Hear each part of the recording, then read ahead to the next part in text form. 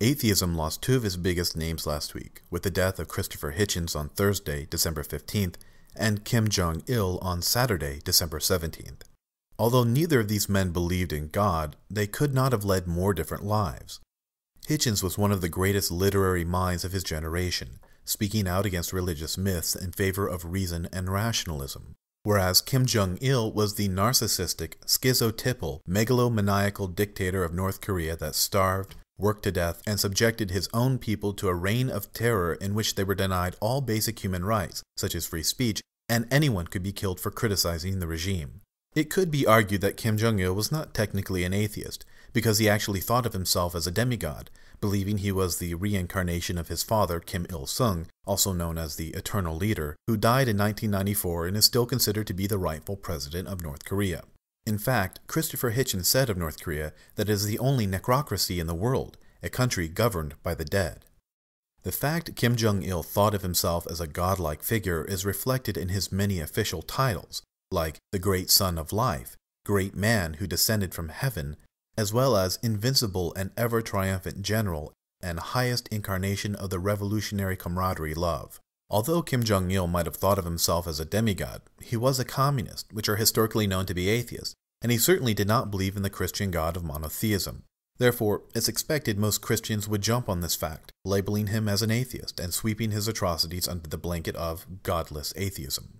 This tactic is often employed by monotheists in the effort to demonize atheism, claiming the atrocities of Pol Pot, Stalin, and sometimes even Hitler, proves that atheism is a negative force, and without a belief in God, humans are prone to genocide and any other manner of crimes against humanity. In fact, I recently had a debate over the issue of biblical slavery with an old high school acquaintance, who is now a self-proclaimed Christian apologist, in which he said, "The only places on earth at the moment where slavery exists are either atheistic communist countries or Muslim countries. It is just a fact, but I will not bother trying to back it up. I do believe that it's very easy to find out for yourself." Although I did try to look this up, I could find no source that supported the claim communist countries promote the practice of slavery in the same way that Christians participating in the American and European slave trades promoted the practice of slavery. But a little thing like credible evidence never stopped a Christian from making fallacious arguments in order to demonize atheism. However, this statement caused me to reflect on something that I feel many Christians do not understand about a non-belief in God, simply that atheism is completely non-informative with regard to morality. Atheism is a lack of belief in religion or God. However, atheists are certainly free to derive their beliefs from other political or philosophical systems. Communists have an entirely different set of political and moral goals than socialists, fascists, humanists, and so on.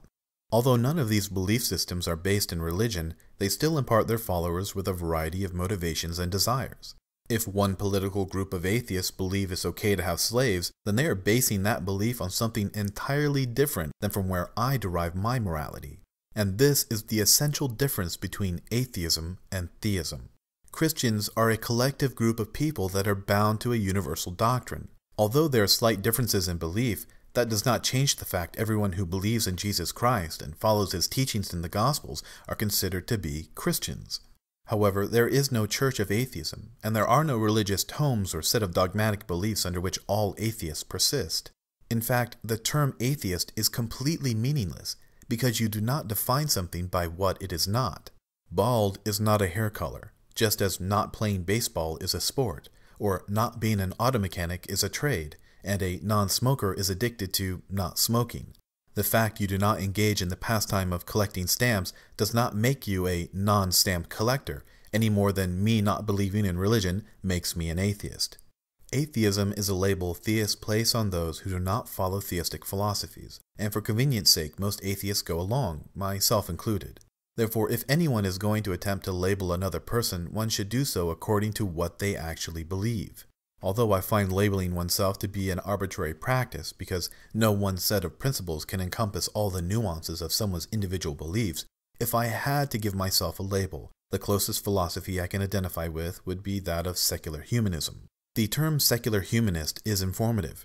First, it tells you my beliefs are secular, meaning apart from a religion, and that I am a humanist, meaning I am concerned with human values and promoting human well-being.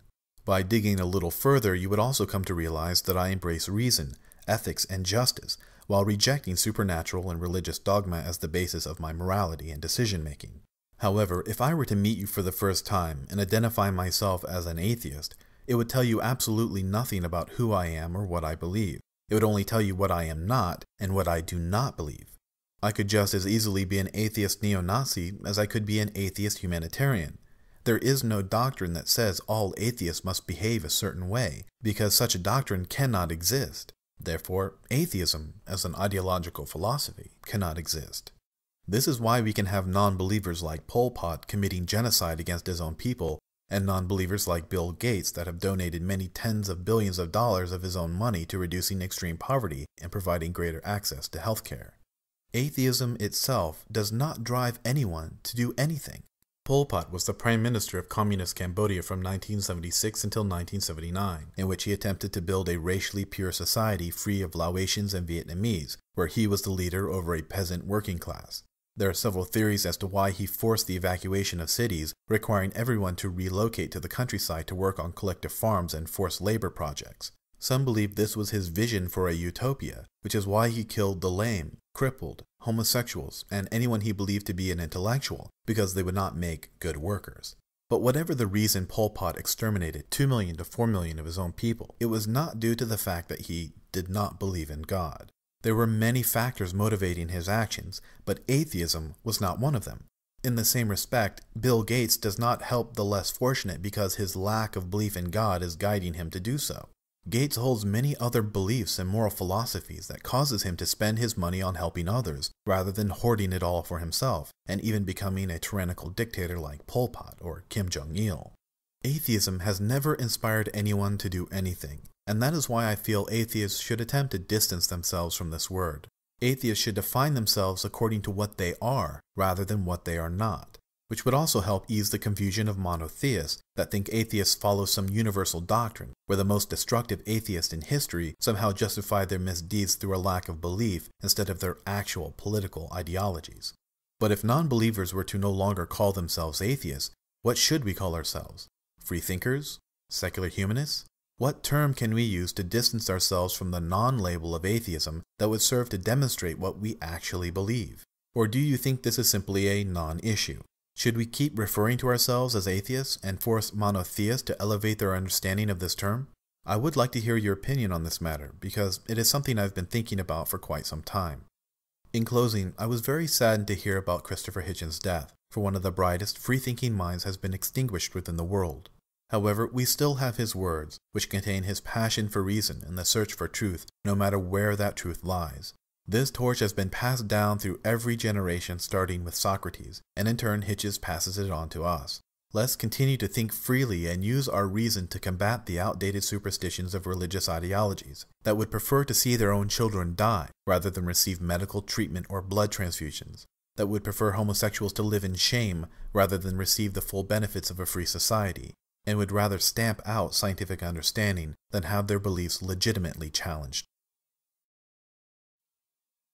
Now, in remembrance of the dear leader who is a perfect incarnation of the appearance that a leader should have, I would like to show a little montage in honor of his memory. I'm so lonely, so lonely, so lonely and sadly alone. There is no one, just me only, sitting on my little throne. I work really hard and I make up great plans, but nobody listens, no one understands. It seems like no one takes me seriously. And so I'm lonely, bitter lonely, poor little me.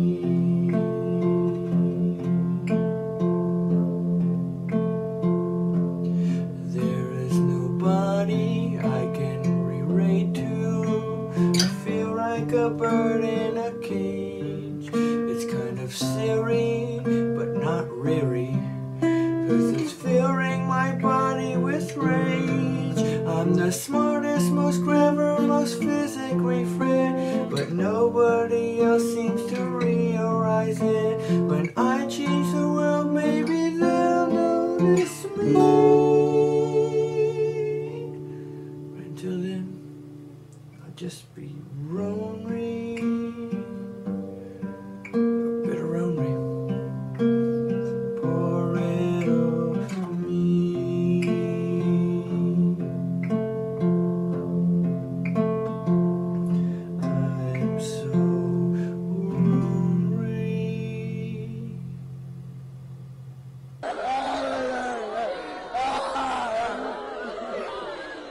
This video was taken of North Koreans mourning the sudden death of Kim Jong-il. All video and images depicting North Korea are highly regulated by the government. In other words, video like this is never leaked without the explicit permission of the state. Therefore, something tells me this is a propaganda piece to further bolster Kim Jong-il's cult of personality. It almost seems as if people are forcing themselves to cry. For instance, look at this little girl. She is slapping her hand against the ground, just like all the adults who are pounding their fists into the ground. It appears to me as if they were instructed on how to act in front of the cameras. But whatever the case may be, let's put this scene into a little perspective. As a young man working under his father, he was said to be responsible for many terrorist acts, including the bombing of the KAL airliner in 1987. Recently, under his watch, he was responsible for the murder of the 48 sailors on the Chonan. Under his watch, North Korea experienced a terrible famine in which 1, perhaps 2 million North Koreans perished, starved to death. And to this day, as has been mentioned, there's tremendous malnutrition in North Korea. Right. Kim Jong-il also brought his country out of the Nuclear Non-Proliferation Treaty and acquired nuclear weapons. So this is a dismal legacy indeed. Kim Jong-il is responsible for building up a stockpile of nuclear arms that has resulted in international sanctions. And as we have just heard, many North Koreans are on the brink of starvation and suffering with severe malnutrition. Meanwhile, Kim reportedly dined on fresh lobster and other international delicacies that were especially flown to his private first-class train. The same train, mind you, where he had his myocardial infarction. Kim repeatedly denied his people basic human rights, such as the right to free speech or freedom of the press. And what's worse is any criticism of the regime would result in the death penalty. Therefore, if the way these North Koreans are reacting to the news of Kim Jong-il's death is not propaganda, then they are brainwashed and indoctrinated to an unimaginable degree. However, despite all the crimes committed against his own people, Kim Jong-il's passing has left the rest of the world with an uncertain future. For there's now a power vacuum as the result of his inexperienced 27-year-old son at the helm of a nuclear power. And we now look at this moment we're in. How big a moment is it, and how much do we know about who holds power, who decides where we go next? Yeah, I mean, I think right now it seems very calm, but I think this is actually a very, very big moment. Only a few days ago, if you had asked any analyst of North Korea what would be the most likely condition under which the North Korean regime could fall apart, I think the #1 answer would have been sudden death of Kim Jong-il, and that's where we are today. But, you know, there are real problems here. I mean, when Kim Jong-il, his father, took power in 1994, as your package said, I mean, he had basically been training for this for nearly 2 decades. And the young Kim, junior Kim, has maybe 15, 25 months under his belt. He was really unheard of before that, right? Completely unheard of. And we know very little about his ability to consolidate power. We know nothing about his ideology. Every new North Korean leader, given the nature of the state, has to have an ideology. They have not cultivated that for him.